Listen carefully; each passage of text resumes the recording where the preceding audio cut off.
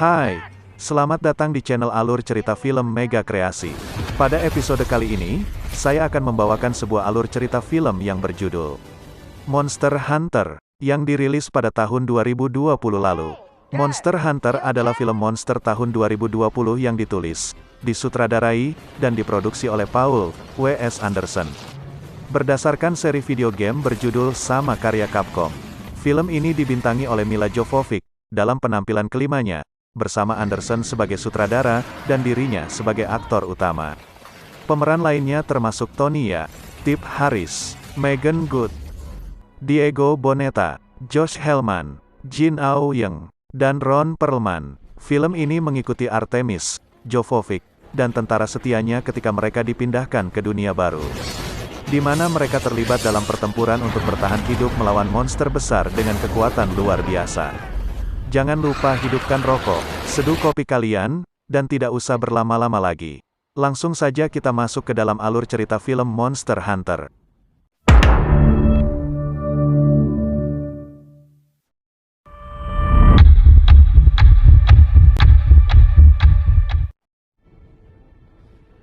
Pada suatu malam yang penuh dengan badai, di dalamnya sebuah kapal berlayar mengarungi gurun pasir. Di gurun pasir mereka berlayar menuju sebuah tower yang aneh dan mencurigakan. Sang kapten memiliki firasat buruk mengenai tower yang bereaksi tidak seperti biasanya. Di tengah perjalanan makhluk aneh mengikuti mereka. Dari belakang tanpa aba-aba makhluk itu menyerang kapal tersebut.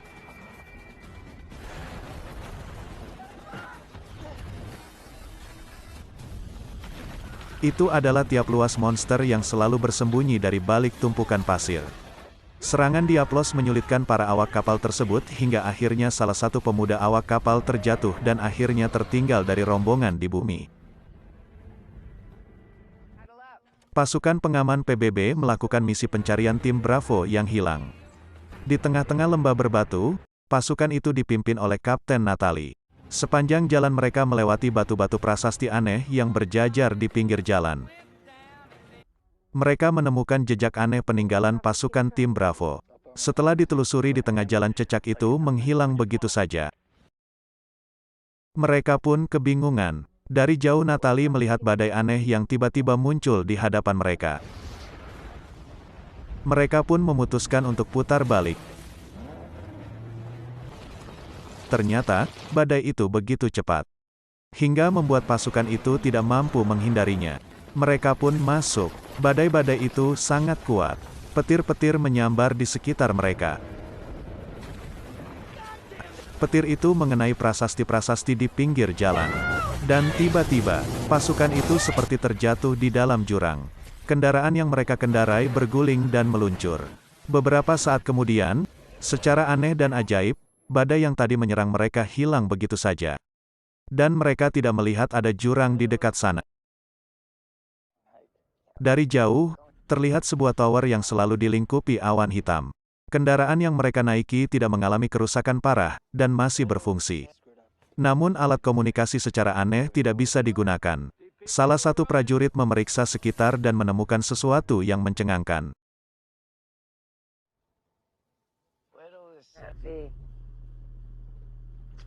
Setelah diperiksa, ternyata itu adalah bangkai tim Bravo yang sebelumnya menghilang.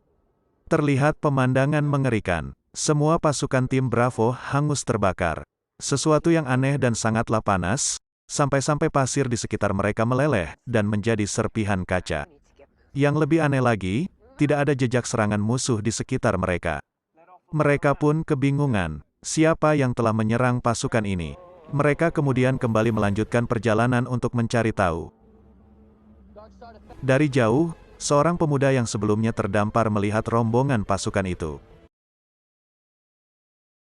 Rombongan pasukan itu terhenti tepat di depan tulang belulang raksasa, yang membuat mereka takjub. Dari jauh si pemuda menembakkan panah ke arah pasukan itu, dan mencoba memberi peringatan. Namun dia malah ditembaki dan dikira ingin menyerang. Lalu tiba-tiba Natalie merasakan sesuatu yang aneh. Dari jauh terlihat pasir bergerak ke arah mereka. Pasukan itu pun mencoba kabur dan menembaki makhluk yang mengejar mereka.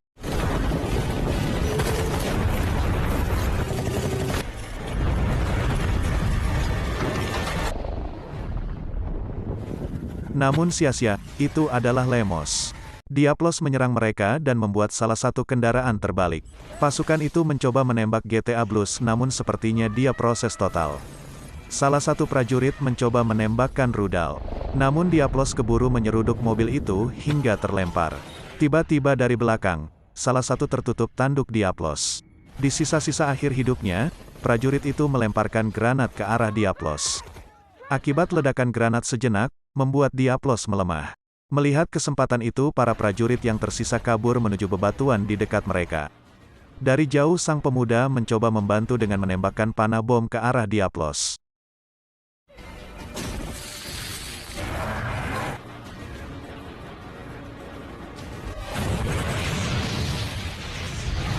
Beruntung pasukan itu masuk ke dalam gua, dan berhasil lolos dari kejaran Diablos.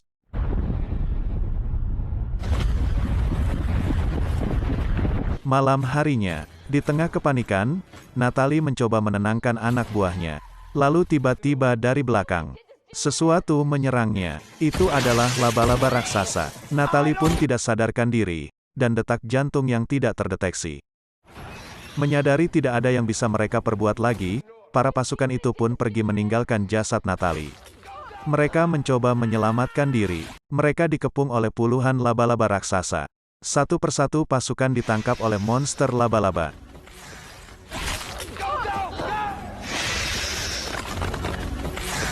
Di tempat lain Natalie kembali sadar. Ternyata dia masih hidup. Natalie mencoba untuk bangkit. Namun dari belakang, dia kembali diserang oleh monster laba-laba. Hingga beberapa saat kemudian, Natalie penciuman dia ada di dalam benda yang berbentuk seperti kepompong hitam. Natalie pun berusaha mengeluarkan diri. Setelah berhasil keluar, Natalie terkejut melihat beberapa anak buahnya juga ada di sana, sudah tidak bernyawa. Natalie ada di dalam sarang monster laba-laba. Dia pun mencoba kabur dengan menahan rasa sakit luar biasa. Natalie mengambil beberapa peralatan yang mungkin bisa digunakan. Natalie melanjutkan perjalanan dengan menyalakan flare sebagai penerangan. Tidak disangka, di sana dia bertemu dengan salah satu anak buahnya yang masih bertahan.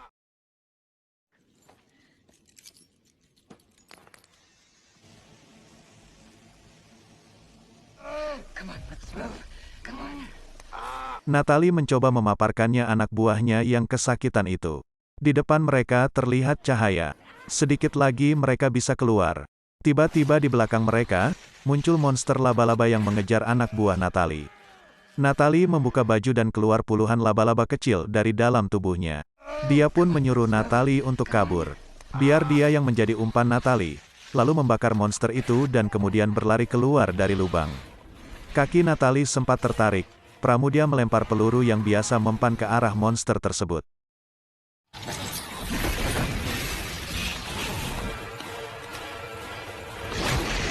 Dan hal itu membuat dia bisa lolos keluar dari gua. Di luar Natalie memeriksa tubuhnya, ternyata masih aman, tidak ada yang aneh. Dari atas Natalie melihat monster laba-laba itu takut dengan sinar matahari. Natalie yang kelelahan itu pun terduduk diam. Di atas sarang monster laba-laba Natalie kemudian mengobati luka di kakinya. Dia menaburkan bubuk mesiu ke kulitnya yang terluka, dan kemudian membakarnya. Setelah itu dengan merasa sakit, Natalie berjalan menyusuri bukit. Sampai di atas, dia melihat bukit itu dikelilingi lautan pasir yang sangat luas. Natalie lalu mencoba melempar batu ke arah pasir, dan benar sekali, Diablos masih ada di sana. Setiap ada pergerakan di pasir, Diablos akan muncul. Natalie kemudian menelusuri bukit. Dia menemukan kubangan air, namun baunya sangat busuk. Dia tidak bisa meminumnya. Natalie pun kembali berjalan. Dia melihat tumpukan bangkai kapal. Dia lalu memasukinya dan dia mencoba mencari air. Namun tidak ada apa-apa di sana. Tiba-tiba, dari belakang sang pemuda mengunci Natalie dari belakang. Namun ternyata Natalie tidak selemah itu. Ia pun melawan karena dia mengira orang itu akan berbuat buruk padanya.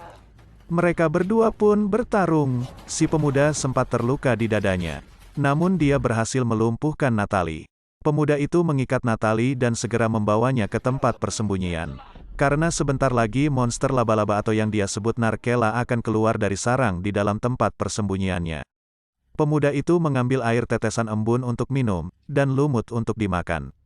Pemuda itu lalu menyembuhkan lukanya dengan ramuan yang dia buat sendiri. Pagi harinya pemuda itu keluar untuk memeriksa tower yang selalu diselimuti badai. Dia juga melihat Diablo selalu berjaga di lautan pasir. Saat kembali ke tempat persembunyian ternyata Natalie sudah tidak ada di sana. Pemuda itu pun bingung, tak disangka tiba-tiba Natalie menyerangnya hingga pingsan dan mengikatnya. Natalie kemudian mengambil air untuk minum, namun pemuda itu malah menendang air tersebut. Natalie pun murka. Natalie kemudian menghancurkan altar doa si pemuda. Karena kejadian itu pemuda itu pun bangkit dan menyerang Natalie. Mereka berdua kembali bertarung hingga keluar dari persembunyian. Mereka berguling-guling dan pemuda itu terperosok ke dalam sarang narkela. Merasa kasihan, Natalie menolong pemuda tersebut. Dia pun berhasil diselamatkan. Natalie kemudian melepaskan ikatan pemuda itu. Natalie lalu memberi pemuda itu sisa potongan coklat miliknya. Setelah dimakan, pemuda itu sangat menyukainya. Mengetahui Natalie bukan ancaman, mereka pun berdamai. Pemuda itu lalu memberi Natalie sebotol minuman. Natalie yang kehausan itu pun langsung meminumnya. Dengan bahasa isyarat pemuda itu memberitahu Natalie kalau dia tahu Natalie datang dari dalam badai. Untuk kembali, maka Natalie harus mendatangi tower yang dilingkupi badai tersebut. Namun mereka harus menghindari ancaman Diablos yang masih berkeliaran. Natalie lalu memberitahu kalau dia memiliki bazooka di mobilnya. Namun pemuda itu malah pesimis. Pemuda itu memiliki ide yang lebih baik. Dia ingin mengambil jarum miliknya Sheila yang beracun. Dengan racun itu dia bisa melumpuhkan Diablos sore hari. Menjelang maghrib Natalie bernyanyi di atas sarang narkela dan berhasil. Satu ekor narkela terpancing dan mengejarnya. Ia pun berlari, bersila itu terjerat jebakan. Dan sang pemuda melompat membelah kepala narkela, lalu memotong jarum penyengatnya. Mereka berdua lalu berlari kembali masuk ke dalam tempat persembunyian. Sambil menunggu fajar mereka berdua pun berbincang-bincang. Natalie menyebut kalau dirinya adalah seorang prajurit. Pemuda itu lalu melakukan gerakan seperti seorang pemburu. Natalie lalu menjuluki pemuda itu The Hunter. Di luar puluhan narkela mengepung persembunyian itu. The Hunter kemudian menjelaskan kalau patung yang dia genggam di altar adalah keluarganya yang sudah lama tiada.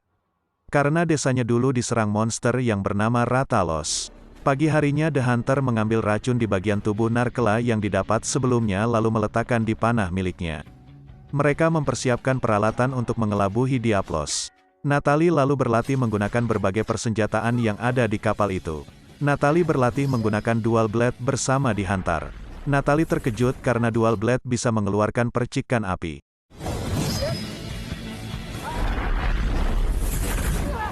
Mereka berdua kemudian berlari menuju kendaraan perang Natalie. Mereka berdua dikejar oleh Diablos. Sejenak mereka berhenti, dan Diablos pun ikut berhenti. Hunter lalu berinisiatif menjadi umpan. Dia berlari dan kembali dikejar Diablos, dia pun terlempar. Hunter lalu melepaskan anak panah dan berhasil mengenai salah satu mata Diablos. Jelas tidak disangka Diablos masih sehat-sehat saja. Dari jauh Natalie menembaki Diablos menggunakan Gatling gun, namun tidak mempan. Beberapa saat kemudian Diablos mulai oleng terkena racun. Natalie lalu menembakkan bazooka ke arah Diablos. Namun percuma saja, dia pun bersembunyi ke dalam mobil dan terlempar diserang oleh Diablos. Saat terdesak dari atas, Hunter menancapkan pedang. Namun akibatnya ia terlempar cukup jauh dan pingsan. Natalie lalu berinisiatif melompat ke arah kepala Diablos dan menancapkan pedang Hunter semakin dalam.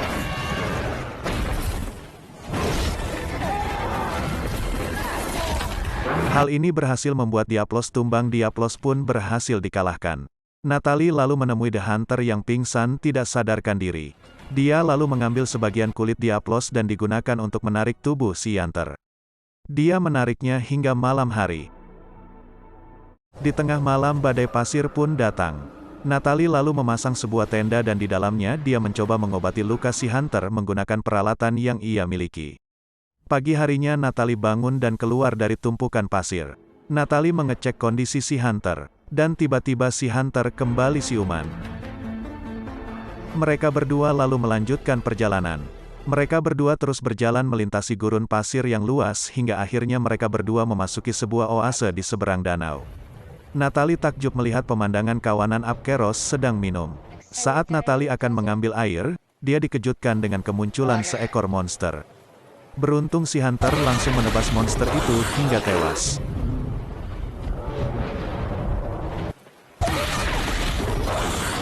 Mereka berdua lalu beristirahat dengan membakar daging monster yang baru saja mereka bunuh. Daging itu terasa nikmat sekali.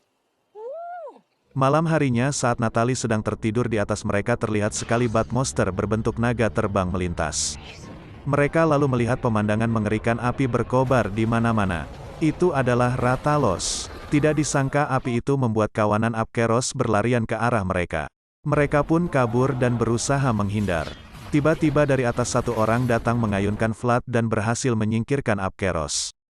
Melihat itu Natalie menggunakan dual play miliknya untuk menghindari tabrakan kawanan Apkeros di tempat lain.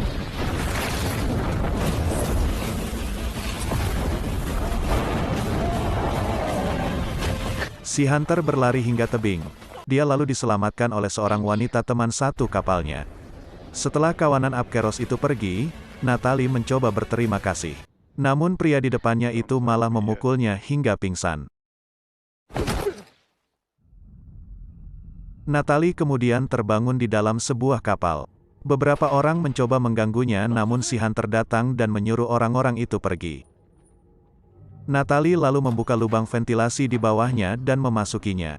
Dia pun berjalan mencari jalan keluar. Tiba-tiba di depannya muncul monster berbentuk kucing. Hunter lalu datang dan mengajak Natalie ke atas. Natalie takjub melihat kucing itu. Hunter mengatakan kalau monster kucing itu disebut Paliko. Hunter mengajak Natalie ke hadapan Admiral yang kemudian membebaskannya. Tidak disangka Admiral bisa berbahasa Jawa, Natalie pun lega. Lalu Admiral menjelaskan kalau dia sengaja mengikat Natalie karena dahulu kala ada orang yang masuk melalui portal dari dunia lain dan membuat kekacauan di dalam dunia monster. Admiral menjelaskan kalau dia saat ini sedang menjalankan misi memeriksa Sky Tower yang berperilaku aneh. Sky Tower adalah peninggalan peradaban kuno yang sangat canggih. Sky Tower juga merupakan sebuah portal menuju dunia lain. Sky Tower jugalah yang telah membawa Natalie masuk ke dalam dunia monster. Peradaban kuno telah hancur akibat bencana yang mereka ciptakan sendiri. Dengan perilaku aneh yang terjadi di sekitar Sky Tower, Admiral khawatir akan terjadi bencana. Entah di dunia monster maupun dunia manusia. Admiral dan anak buahnya, dan akan menyelidikinya misi ini. Bisa dibilang sangat berbahaya, karena Sky Tower dijaga oleh monster naga yang bernama Rathalos. Rathalos sangatlah kuat, satu-satunya kelemahan Rathalos adalah saat di mana monster itu akan menyemburkan api. Di pagi harinya misi pun dijalankan. Natalie, Admiral, Hunter dan yang lainnya berjalan kaki menuju Sky Tower.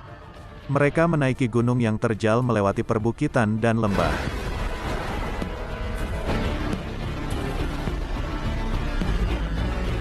Hingga malam harinya, sampailah mereka di gerbang Sky Tower. Sky Tower bereaksi mengendalikan badai yang menyelimutinya. Di depan Sky Tower portal antar dunia terlihat tidak stabil. Mereka pun berjalan memasukinya. Admiral mendeteksi kehadiran Rathalos di dekat mereka. Mereka pun berpencar, dan benar sekali dari balik awan Rathalos muncul. Mereka pun bersembunyi. Admiral kemudian muncul sebagai umpan. Yang lain lalu keluar mencoba menyerang Rathalos. Natalie maju menyerang dengan dual blade miliknya. Natalie berhasil merobek sayap Rathalos.